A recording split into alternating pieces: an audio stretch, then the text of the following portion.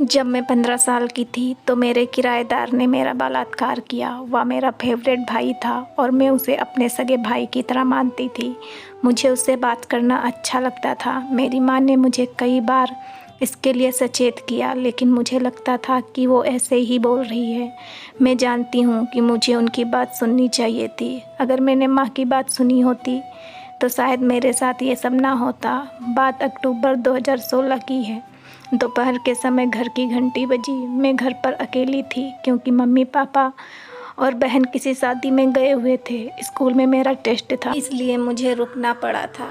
इसके अलावा घर बंद करके ऐसे छोड़ना हमारे इलाके में ठीक भी नहीं था। मुझे आज भी अच्छे से याद है कि वह किस तरह से दरवाजे पर खड़ा होकर मुस्कुरा रहा था।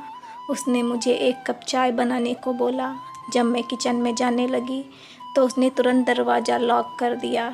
इसके बाद उसने मेरा हाथ पकड़ लिया और कहा, मैं अब ज़्यादा इंतज़ार नहीं कर सकता, मैं तुमसे प्यार करता हूँ। उसने कहा, मैं तुमसे शादी करना चाहता हूँ। मैं पूरी तरह से सन्न हो गई थी।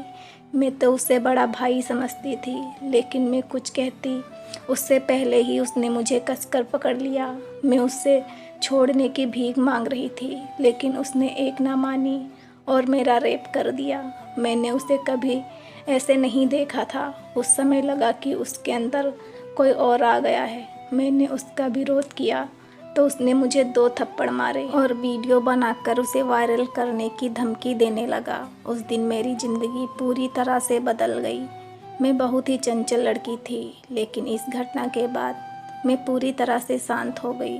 मुझे तो ये भी नहीं पता था कि ये तो बस शुरुआत है। इस बारे में मैंने किसी को नहीं बताया, अपने घर वालों को भी नहीं, जो 2 दिन बाद शादी से वापस आ गए थे। मैं हर तरह से इस बात को छुपाने की कोशिश कर रही थी, लेकिन घर वाले मेरे व्यवहार में बदलाव देख रहे थे। जल्द ही मैंने स्कूल जाना बंद कर दिया। मेरी तबीयत ठीक नहीं रहती। मेरे पेट में हमेशा दर्द होता था, लेकिन मैंने कभी नहीं सोचा था कि मेरे पेट में एक बच्चा पल रहा है। जनवरी 2016 की रात को लगभग 2 बजे मेरे पेट में बहुत दर्द शुरू हो गया और मैं उठकर बैठ गई। मेरी माँ ने पापा से मुझे तुरंत हॉस्पिटल ले जाने को कहा। वहाँ जाने पर डॉक्टर ने बताया कि मैं 4 महीने से प्रेग्नेंट हूँ। ये बात सुनकर मेरे पेरेंट्स टूट गए और मुझे वहीं पीटना शुरू कर दिया। उन्होंने बच्चा गिराने की बात की, लेकिन हॉस्पिटल वालों ने बताया कि अब बहुत देर हो चुकी है। घर वापस आ गई।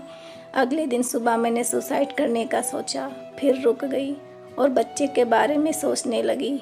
अंत में मैंने तय कर लिया और मम्मी पापा को भैया की करतूत के बारे में बता दिया। कुछ दिन बाद उन्हें अरेस्ट कर लिया गया। 5 महीने बाद मैंने एक लड़की को जन्म दिया। वह मेरे साथ 3 दिन रही, जो मेरी ज़िंदगी के सबसे अच्छे 3 दिन थे। लेकिन कोर्ट ने बच्ची को चाइल्ड सेंटर भेज दिया क्योंकि मैं नाबालिग थी। मैं नाबालिग ज़रूर थी, लेकिन मैंने उसे जन्म दिया था। इसमें मेरी क्या गलती थी? वह बिना माँ कैसे रहेगी?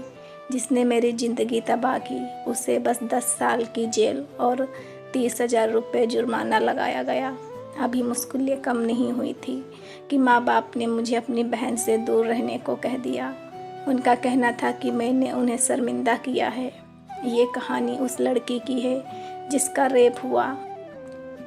बच्चे से अलग कर दिया गया। माँ बाप ने भी दूरी बना ली। इसके बाद यह लड़की एक गैर सरकारी संगठन के साथ काम करती है। यह कभी दोबारा स्कूल नहीं जा पाई। इस सब में इस लड़की की क्या गलती थी जो माँ बाप ने भी इसका साथ छोड़ दिया? इसके बच्चे को एक परिवार ने अपना लिया था।